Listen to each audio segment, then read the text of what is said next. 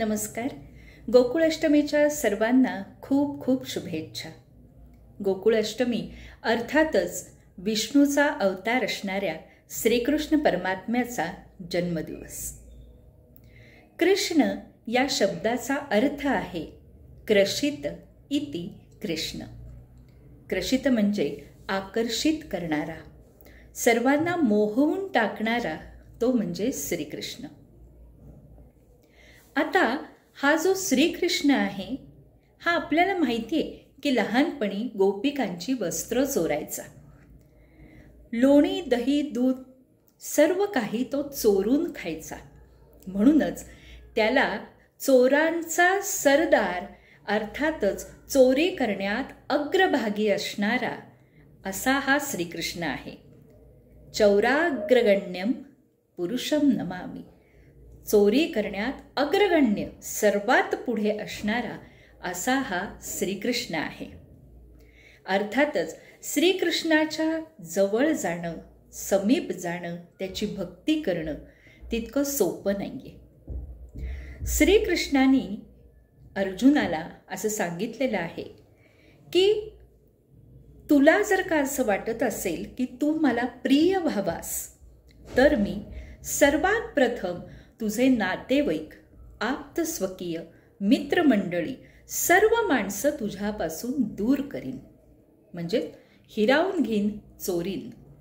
त्याच्यानंतर तुझ्याकडे असणारी धनदौलत, तुझी संपत्ती, तुझा कारोबार हा तुझ्याकडनं हिरावून घेईन. हे सगळं ऐकल्यानंतर अर्जुनाला प्रश्न पडला आणि त्यांनी श्रीकृष्णाला विचारलं की हे श्रीकृष्णा, तू काही दुश्मन आहेस का भक्तांचा की तू असं त्यांच्याशी वागणार आहेस? तेव्हा श्रीकृष्णाने असं सांगितलं की अर्जुना, मला मनुष्य स्वभाव हा पूर्ण माहिती आहे. माणसाच्या समोर जेव्हा गोष्टी असतात तेव्हा त्याला परमात्म्याची आठवण येत नाही, पण ज्या वेळेला त्याच्याकडे काहीच नसतं त्यावेळेला मात्र क्षणाक्षणाला त्याला भगवंताची आठवण येत असते. कौरव पांडवांचं युद्ध झालं आणि पांडव राज्यावरती बसले. धर्मराजाचा राज्याभिषेक झाला आणि त्यानंतर श्रीकृष्ण हा द्वारकेला जायला परत निघाला. त्यावेळेला त्यांनी आपली आत्या कुंती हिला विचारलं की तू माझ्याकडे काहीही मागून घे, मी तुला देईन, कारण मी आता द्वारकेला निघालो आहे. त्यावेळेला कुंती त्याला म्हणाली की हे श्रीकृष्णा, तू भगवंत आहेस हे मला माहिती आहे. तुझ्यापाशी जे मागू ते तू देशील हेही मला माहिती आहे. त्यामुळे तुला मला काही द्यायचंच असेल तर तू मला फक्त दुःख दे, कारण दुःखामध्ये क्षणभरही भगवंताचा विसर पडत नाही. कोणीतरी असं म्हटलेलं आहे की श्रीकृष्णाजवळ तुम्ही थोडं मागा तो थोडं देईल. श्रीकृष्णाजवळ तुम्ही थोडं जास्त मागा तो थोडं जास्त देईल. श्रीकृष्णाजवळ तुम्ही संपत्ती मागा, धनदौलत मागा, सब कुछ, सर्व काही मागा, तो तुम्हाला सर्व काही देईल. पण ज्या वेळेला तुम्ही त्याच्याकडे काहीही मागणार नाही त्यावेळेला तो स्वतःला तुम्हाला देईल. तुम्ही त्याचे प्रिय व्हाल. असा श्रीकृष्ण आहे. श्रीकृष्ण अत्यंत सामर्थ्यवान आहे हे आपल्याला माहिती आहे. कुणी अपराध केला तर त्या क्षणी त्याला दंड देता येईल एवढं सामर्थ्य त्याच्यामध्ये आहे. परंतु 99 अपरापर्यंत जो स्थितप्रज्ञ राहिलाय, शांत राहिलाय, तो म्हणजे श्रीकृष्ण आहे. साक्षात काळ समोर असताना, कालियाच्या रूपामध्ये काळ समोर असताना त्या काळाच्या डोक्यावर नाच करणारा तो श्रीकृष्ण आहे. अपार धनदौलत, द्वारकेसारखं वैभव ज्याच्याकडे असताना सुद्धा सुदामा ज्याचा मित्र आहे तो श्रीकृष्ण आहे. जो बलशाली आहे, ज्याच्याकडे रणसामर्थ्य आहे असं असतानाही जो अर्जुनाचा सारथी झालाय तो म्हणजे श्रीकृष्ण आहे. ज्याच्या हातात सुदर्शन चक्र असतानाही जो मुरली वाजवतो तो श्रीकृष्ण आहे. माझ्या वाचनामध्ये दुर्गा भागवत या जुन्या लेखिका आहेत, त्यांचा लेख वाचनात आला. तो आज श्रीकृष्ण जन्माष्टमीच्या निमित्ताने मी तुम्हाला वाचून दाखवणार आहे. कृष्णा, तुला कसलं संबोधन लावायचं? तू आकाशासारखा वाटतोस मला. आकाश कसं सतत माथ्यावर असतं. आपण जिथे जाऊ तिथे सोबत करतं, पण त्याचा निळा रंग बोटावर नाही घेता येत. खरं म्हणजे तुझं नाव घेतल्यावर तू मानवी रूपात डोळ्यासमोर येतच नाहीस.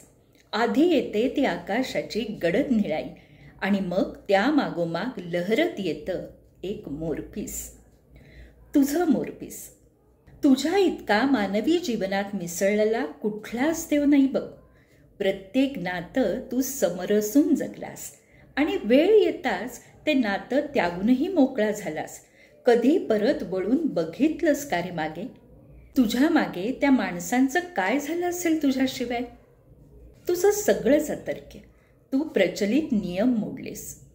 रामावतारामध्ये मर्यादा पुरुषोत्तम म्हणून तू ओळखला गेलास, पण कृष्णावतारामध्ये सर्व मर्यादांचं उल्लंघन करणारा म्हणून तू ओळखला गेलास.